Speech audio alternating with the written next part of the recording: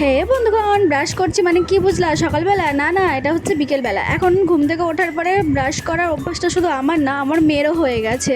তারপরে কি বিকেলবেলা একটু ঘুরু ঘুরু করে টোরে এসেছি, এখন হয়ে গেছে প্রায় সন্ধে। কিছু জামা কাপড় কেচেছিলাম, তো সেগুলো এখন গুছিয়ে নিচ্ছি, আর তার সাথে মেয়ের খাবার বানিয়ে ঠান্ডা করতে দিয়েছি। তো এগুলো গুছিয়ে নিয়ে ওকে খাওয়াবো। আর দেখো, পরিষ্কার ঘর কি ভালো লাগে, তাই না? আমার তো ভীষণ ভালো লাগে ঘর গোছাতে। তো যাই হোক, এদিকে এখন ঘরটার গুছিয়ে নিয়ে মেয়েকে খাইয়ে দাইয়ে এখন বসেছি পড়াতে। আর এদিকে দেখতে পাচ্ছ, ওর দাদা মানে দাদু নিয়ে এসেছিলো জুস, তো সেটাই ওকে দিয়েছে, সেটা খাচ্ছিল আর বই পড়ছিল।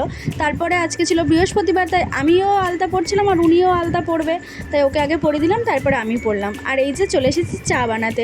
বিয়ের আগে না আমি একদম চা খেতে পছন্দও করতাম না আর বানাতেও পারতাম না, কিন্তু বিয়ের পর আমার বরমশার সাথে থেকে থেকে আমার এখন দুবেলা চা না খেলে মাথা যন্ত্রণা করে, আর মোটামুটি এখন ভালো পারিও বানাতে। যাই হোক, তারপর রাতের ডিনার ছিল আজকে জল ছাড়া চিকেন। তো সবসময় তো চিকেনের ঝোল খেতে খেতে একঘেয়েমি লাগে, আর ভাল লাগে না।